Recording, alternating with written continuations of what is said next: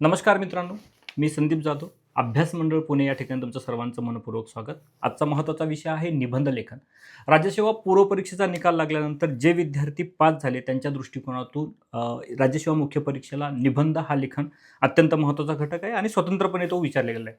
उदाहरणार्थ तुम्हाला निबंधाचे काही प्रकार आहेत, त्या प्रकाराच्या व्यतिरिक्त हे जी निबंध आहेत ती लिहिण्याची एक कौशल्य निर्माण झालं पाहिजे.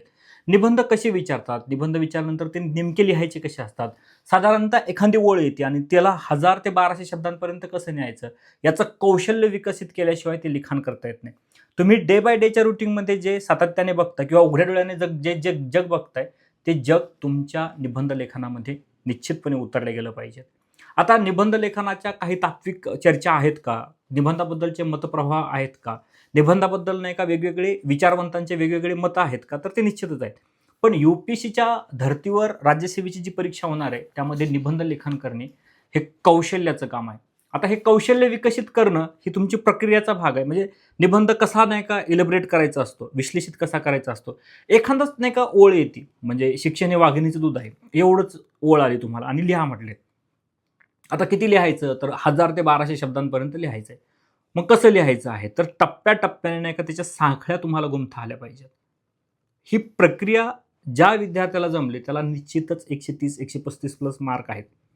MPSCला निबंध कसे विचारतील, खरा तो विकायचे धर्म जगाला प्रेम अर्पावे, किंवा MPSCला जसं विचारलं होता की मला माणसाला शोधायचं आहे, मग मी माणूस आहे, मी कोण आहे, कोहमचा प्रश्न विचारल्यानंतर नेमकं कोण, अहम बाला अहम बालिका असा नाही का प्रश्न येतो, तर मग तो लिहायचा असतो का, किंवा वर्षानुवर्ष एखादी गोष्ट करताय तुम्ही ती लिहायची असती का, म्हणजे गतानुगती लोकोनी लोको पारमार्थिक संस्कृतमधला एखादा श्लोक येतो आणि तुम्हाला तो तसा लिहिता येतो का, तर तसं या सगळ्या प्रक्रियेमध्ये तत्त्वज्ञानावरचा निबंध असेल, करंट अफेअर्सवरचा एखादा निबंध असेल, इथल्या सोसायटीमधला स्त्री असतील, बालके असतील यांच्यावरचा एखादा निबंध असेल, करंट बेस त्याला एखादा विषय असेल तर तोही तो विचारला जातो का, तो लिहित असताना नीतिमत्ता असेल, तुमच्या व्यक्तिगत नाही का काही इंटरेस्ट असतील ते बऱ्याच वेळेस तुम्हाला लिहायचे असतात.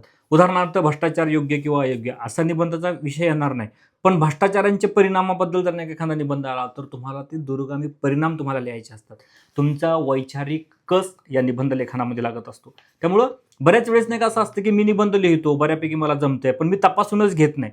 ही सगळ्यात मोठी गोंधळलेली स्थिती असते की माझं लिखाण हे योग्य आहे, अयोग्य आहे, किंवा मी जे लिहितो ते परीक्षाभिमुख आहे, एखाद्याला वाचण्यास सुलभीकरण होतंय का, किंवा मी लिहिलेल्या हस्ताक्षरातले काही शब्द पुढच्यास कळतात का, की अजूनही गोंधळात टाकतात, तर ते बऱ्याच वेळेस आपण तपासून बघितलं पाहिजे. निबंध लेखनाकरता 4 पेपरचं आता आयोजन करण्यात येत आहे. साधारणतः पुढच्या शनिवारपासून ते असेल, पण दरम्यानच्या 8 दिवसमध्ये तुम्हाला कंटिन्युअसली निबंध लेखनामधल्या प्रत्येक कडीबद्दल आपण चर्चा करूयात. निबंध कसे विचारतात, समजा त्यांनी परत विचारला, तोच निबंधाचा टॉपिक घेऊया की खरा तो एकच धर्म. आता खरा तो एकच धर्म आहे का, सबका मालिक एकच आहे का, देवाबद्दल नाही का चर्चा करत असताना सगुण निर्गुण भक्तीबद्दल आपली चर्चा होतीच का. मग हे सगळं एका बाजूला जाऊ द्या, तुमची सगुण निर्गुण भक्ती जाऊ द्या, देवधर्म एका बाजूला जाऊ द्या, पण माणूस म्हणून मी माणसाकडे बघत असताना एकच धर्म जो आहे तो जगाला प्रेम अर्पावे. प्रेम नावाची संकल्पना किती आहे, 2.5 अक्षर प्रेम के पढे सो पंडित होय. अगदी इथून तुम्ही नाही का सुरुवात केली तरीही चालते आणि शेवट करत असताना समर्पकपणे फिनिशिंग टच करून तुम्हाला निबंधाचा शेवट करता आला पाहिजे. निबंध लेखनामध्ये अधोरेखनही कमी असावेत, बटबटीतपणा येता कामा नये. ही सगळ्यात नाही का छोट्या छोट्या गोष्टी असतात, पण ते कधी तुमच्या निबंध लेखनाला जेव्हा कोणी एखाद्याने वाचताना त्याला त्या खटकतात तेव्हा त्या महत्त्वाच्या असतात. अशा वेळेस निबंध लेखनामध्ये वेगवेगळ्या भूमिका असतात. बऱ्याच वेळेस टोकाचं कधी लिहू नये, टीकात्मक कधी लिहू नये, टीका करत असताना सौम्य भाषा असावी, हेही नाही का संदर्भ लक्षात घेतले पाहिजेत. त्यामुळं निबंध लेखनाकरता बायलँग्वेज म्हणजे बोथमध्ये असेल, मराठी आणि इंग्रजी दोन्हीही उपलब्ध आहेत. विद्यार्थ्यांची संख्या फक्त तुरळक म्हणजे कमी असेल, जास्त नकोय, कारण नाही का त्याच्यावर काम करायचं आहे. त्यामुळं दोन्हीही पेपर तपासून द्यायचे तर ती प्रक्रिया आहे. तर दोन्ही करता ही नोट्स उपलब्ध होणार आहे, तुमचे पेपर पण होणार आहेत. ऑनलाईन ऑफलाईन अशा दोन्ही स्वरूपात ही बॅच उपलब्ध असणार आहे. त्यामुळं काळजी करायचं कारण नाही की पुण्यातच असावं, तर तुम्ही ऑनलाईन ऑफलाईन ह्या दोन्ही प्रक्रियेमध्ये येऊ शकता. निबंधाच्या ह्या सगळ्या प्रक्रियेला तुम्हाला ॲडमिशन घ्यायचं असेल तर ते अभ्यास मंडळ ॲपला तुम्हाला घेता येईल. धन्यवाद.